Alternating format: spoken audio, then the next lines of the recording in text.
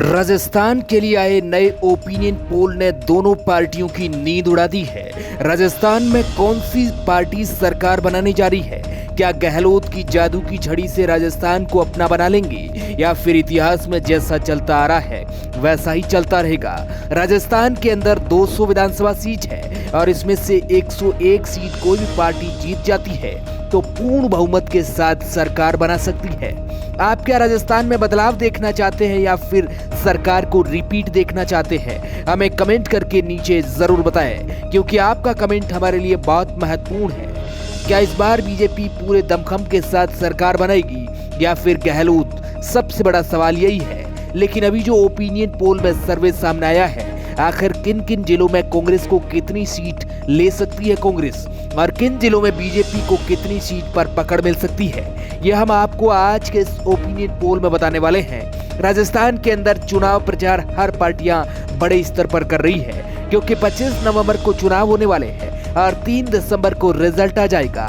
3 दिसंबर को सब कुछ पता चल जाएगा कि राजस्थान का असली हकदार कौन है। लेकिन 3 तारीख के इंतजार किए बगैर हम आज आपको एक ऐसा ओपिनियन पोल बताने जा रहे हैं जो कि बहुत ही ज्यादा सटीक है और राजस्थान के अंदर जो सरकार बनने जा रही है उसने सभी के होश उड़ा दिए हैं। उसके बारे में तो कहा जा रहा है कि राजस्थान में सरकार बनेगी ही नहीं, लेकिन इस ओपिनियन पोल ने सब कुछ बदल कर रख दिया है।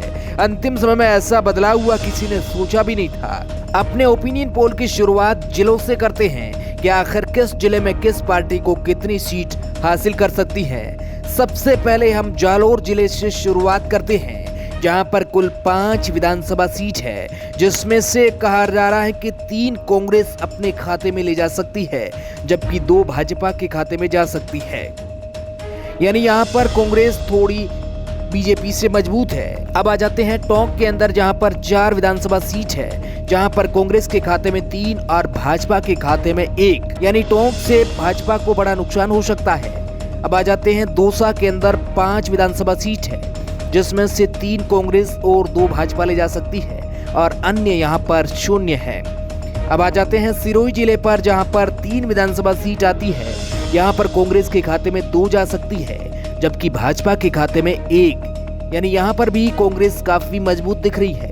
भीलवाड़ा जिले में 7 विधानसभा सीट है, जहां पर कांग्रेस के खाते में 2 सीट जा सकती है जबकि बीजेपी के खाते में 5 सीट जाने का अनुमान है। यानी भीलवाड़ा के अंदर बीजेपी बहुत बड़ी बाजी मार सकती है और अन्य यहां पर 0 है। राजसमंद जिले के अंदर 4 विधानसभा सीट है, जहां पर कांग्रेस के खाते में 2 सीट जा सकती है और 2 ही भाजपा के खाते में सीट जा सकती है। यानी यहां पर मामला बराबर का हो सकता है और अन्य यहां पर 0 है। अब आ जाते हैं सीरा हनुमानगढ़ के अंदर, जहां पर 5 विधानसभा सीट, जिनमें से 3 कांग्रेस ले जा सकती है और भाजपा के खाते में 2 ही सीट जा सकती है। अब सीधे नागौर जिले के अंदर चलते हैं, जहां पर 10 विधानसभा सीट है। यहां पर भाजपा 4 ले जा सकती है जबकि कांग्रेस भाजपा से आगे निकलती हुई 5 सीटें अपने नाम कर सकती है और अदर यहां पर 1 सीट ले जा सकती है, जो शायद आरएलपी पार्टी की हो सकती है। बांसवाड़ा, जहां पर 5 विधानसभा सीट है, कांग्रेस के खाते में 3 सीट जा सकती है और भाजपा के खाते में 2। यानी यहां पर मामला अगर देखें तो कांग्रेस भाजपा के ऊपर हावी होती दिख रही है और अन्य के खाते में 0 है। डूंगरपुर जिले के अंदर 4 विधानसभा सीट है, जिसमें से 2 कांग्रेस में खाते में जाती दिख रही है जबकि 2 ही भाजपा यहां से ले जा सकती है और अन्य यहां पर टाई है।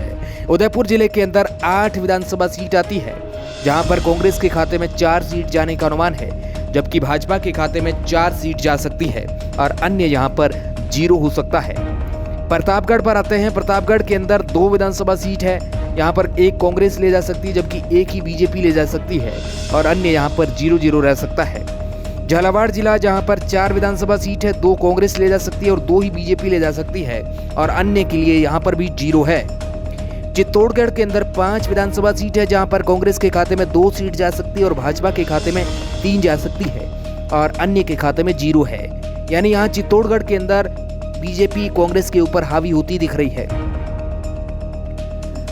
अगले जिले की बात करें, जिनका नाम कोटा है। कोटा के अंदर 6 विधानसभा सीट है, यहाँ पर कांग्रेस के खाते में 4 सीट जा सकती है जबकि भाजपा के खाते में 2 सीट जा सकती है। अब आते हैं 12 जिले के अंदर, जहाँ पर 4 विधानसभा सीट है, जहाँ पर कांग्रेस के खाते में 1 सीट जा सकती है और भाजपा के खाते में 3 जा सकती है। यानी यहाँ पर 12 के अंदर भाजपा मजबूत हो सकती है। अगला जिला सवाई माधोपुर, जहां पर 4 विधानसभा सीट है। यहां पर कांग्रेस के खाते में 0 है, जबकि भाजपा बाजी मारती हुई 4 ही सीट अपने नाम कर सकती है। अब आ जाते हैं जयपुर के अंदर, जहां पर 19 विधानसभा सीट है। सबसे ज्यादा विधानसभा सीट जयपुर के अंदर है। यहां पर कांग्रेस बीजेपी से थोड़ी सी आगे निकलती हुई 10 सीट अपने नाम कर सकती है और भाजपा 9 सीट अपने खाते में डाल सकती है और अन्य यहां पर टाई हो सकता है, 0 हो सकता है। जयपुर से आ जाते हैं करौली जिले पर, जहां पर 4 विधानसभा सीट है, जहां पर भाजपा के खाते में 1 सीट, जबकि कांग्रेस यहां पर 3 सीट अपने खाते में ले सकती है। अब आते हैं बीकानेर जिले की, जहां पर 7 विधानसभा सीट है और यहां पर कांग्रेस के खाते में 3 सीट जाती हुई दिख रही है और बीजेपी के खाते में 3 सीट जाती हुई दिख रही है और अन्य के खाते में 1 सीट जा सकती है। सीधे आते हैं गंगानगर जिले पर, जहां से कुल 6 विधानसभा सीट है।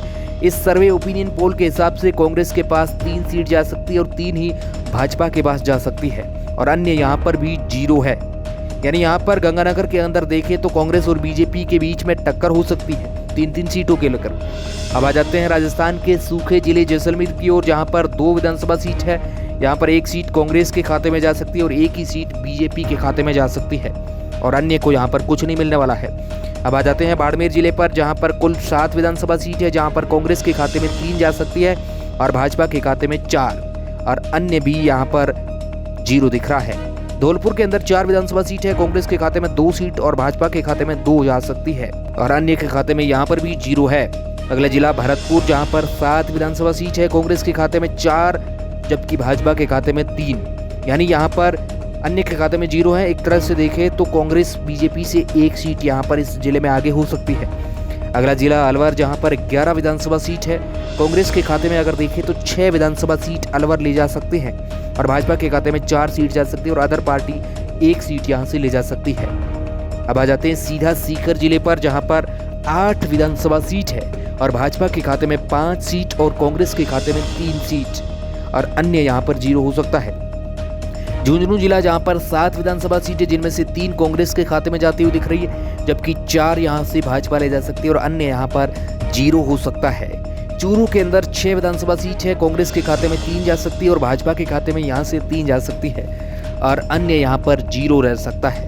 अब आ जाते हैं जोधपुर के अंदर, जहां पर 10 सीट है और कांग्रेस यहां से 5 सीट और भाजपा के खाते में यहां पर 4 सीट जा सकती है और 1 यहां से अन्य ले जा सकता है। ये जोधपुर का काफी टक्कर वाला समीकरण है। पाली जिले के अंदर आते हैं, जहां पर 6 विधानसभा सीट है, कांग्रेस यहां से 3 ले सकती है और 3 ही यहां से भाजपा ले जा सकती है और अन्य यहां पर 0-0 हो सकता है। अगला जिले के अंदर बात करें तो अजमेर है, जहां पर 8 विधानसभा सीट है। यहां पर दोनों पार्टियां बराबर हो सकती है, यानी 4 ही कांग्रेस ले जा सकती है और 4 ही यहां से भाजपा ले जा सकती है और अन्य यहां पर भी 0 है। अजमेर के बाद आते हैं बूंदी जिले पर। बूंदी में 3 विधानसभा सीट है, कांग्रेस के खाते में 2 जा सकती है और भाजपा के खाते में 1 जा सकती है और बूंदी के अंदर ही जो अशोक चांदना है, कांग्रेस के काफ़ी फायर ब्रिगेड नेता माने जाते हैं, उनकी सीट भी बूंदी जिले के अंदर आती है। तो कहीं ना कहीं कांग्रेस बीजेपी लिए भी ये काफ़ी डिफिकल्ट हो जाता है। यहाँ से बीजेपी केवल 1 सीट ही जीतेगी। तो ये था राजस्थान के अभी तक का ओपिनियन पोल, जिसमें अगर देखें तो आज के हिसाब से अगर देखें तो कांग्रेस की यहाँ पर 99 सीटें आ सकती है और भाजपा के पास 97 सीटें आ सकती है और अन्य के खाते में 4 सीटें जा सकती है। यहाँ एक तरफा अगर देखें तो कांग्रेस सरकार बना सकती है, लेकिन कांटे की टक्कर हो सकती है और बीजेपी भी दमखम के साथ, क्योंकि कांग्रेस सरकार अदर पार्टियों की जो सीटें हैं उनकी हेल्प से यहाँ पर बन सकती है। बाकी चुनाव नज़दीक है और ओपिनियन पोल चेंज होते रहते हैं, क्योंकि जैसे जैसे चुनाव नज़दीक आ रहे हैं समीकरण चेंज होते जा रहे हैं। इस वजह से कहा नहीं जा सकता है। फिलहाल बीजेपी भी सरकार बना सकती है और कांग्रेस भी बना सकती है। मामला कांटे की टक्कर का हो सकता है। टक्कर इतनी भयानक होगी कि पूरे 5 राज्यों के अंदर राजस्थान में सबसे ज़्यादा टक्कर देखने को मिल सकती है। इसे लेकर आप क्या सोचते हैं? क्या राजस्थान में सबसे बड़ी टक्कर होगी? आप हमें कमेंट के माध्यम से ज़रूर बताएं। Bureau report, R media network.